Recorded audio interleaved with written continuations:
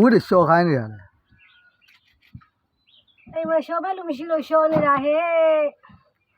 အရှော့နဲ့ရှော့ရမလို့ဟိုဘက်မှာပုံထားလိုက် နေရှော့မလား ဟောအမေရဲ့အမေမရှော့မတော့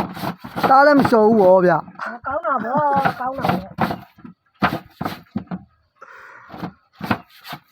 အမေပင်မမှာတော့ဒါမကြည့်ရဘူးအမေရဲ့ ကြည့်ရလို့ပုံထားခိုင်းတာ ဟုတ်တယ်ရှော့မရှော့နဲ့တော့ဟိုမှာဘေးကလူကိုငှားပြီးရှော့ခိုင်းလိုက် ဒီကလူတစ်စက်ကုန်နေလေဦးကမှပတ်သက်ရှားတာလွယ်လို့လား အမေရဲ့အမေပေးစရာမလိုပါဘူး နင်ပေးပါလားလို့ အော်အမေမပေးမှတော့အမေရဲ့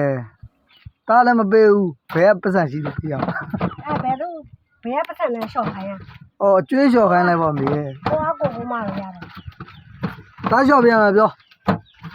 ရှော့ လျှော်မဘေးပုံထားလိုက်